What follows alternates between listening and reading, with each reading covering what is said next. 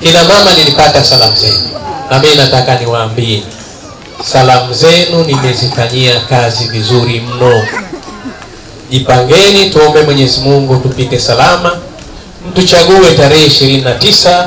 Tukimaliza, ahadi yangu kwenu, kwanza vikundi vyetu vyote vya mazoezi tutawapa vifaa kamili waweze kutembea kama wanavyofanya mazoezi watu wa mjini.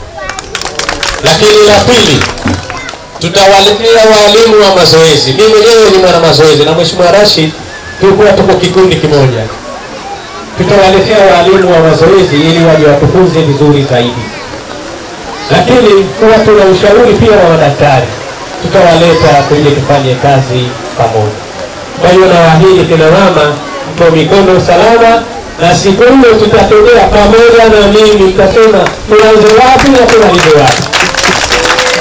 Na tukimaliza tunafanya baraza zuri tu na kujipongeza sisi wenyewe. Nawashukuru sana.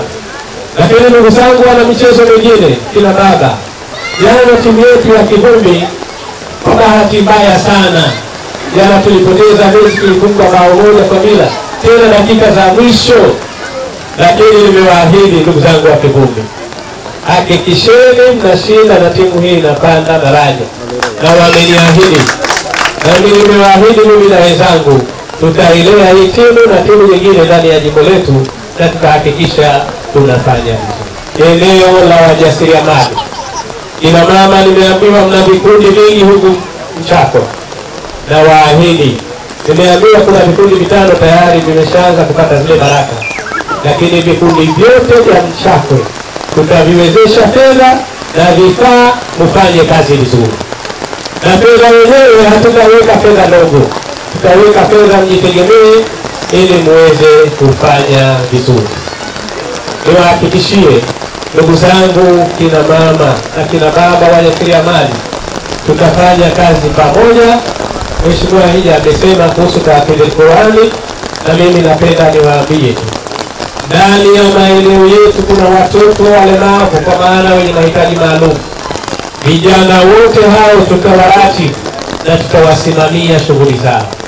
Lakini tuna watoto mayatima kuanzia siku 1 mpaka miaka 18.